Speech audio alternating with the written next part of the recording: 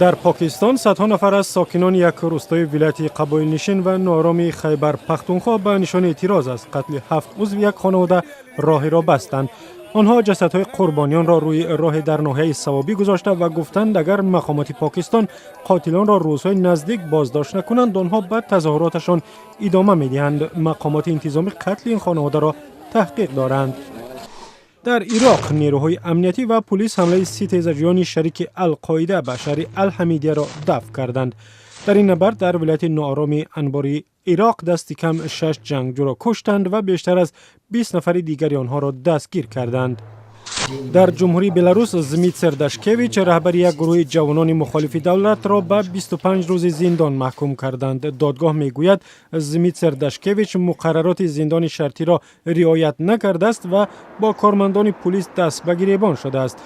داشکیویچ را ماه مارس سال 2011 با گناه حمله به ماموران پلیس به زندان شرطی محکوم کردند. خودش میگوید بیگناه است و او را برای فعالیت‌های سیاسیش در آستانه انتخابات ریاست جمهوری در بلاروس چنین جزا دادند. در آذربایجان خبرنگار یعنی مساوات یک روزنامه مخالفان دولت را در نزد خانه‌اش در شهر باکو لتوکوب کردند. فراهیم ایلگراغلو میگوید آنهایی را که او را زدن نمیشناسد. پلیس آذربایجان وعده داد این حادثه را که در کامراهای نظارتی ثبت شده است تحقیق میکند. در شهر مسکو پایتخت روسیه جشنواره فیلم‌ها درباره همجنسگرایان و دیگر اقلیت‌های جنسی آغاز یافت. جشنواره مذکور تحت عنوان پهلو به پهلو بار سوم است که در مسکو برگزار می شود و تا روز 27 اپریل ادامه می کند. در این جشنواره 24 فیلم از جمله 7 فیلم هنری به نمایش گذاشته می شود.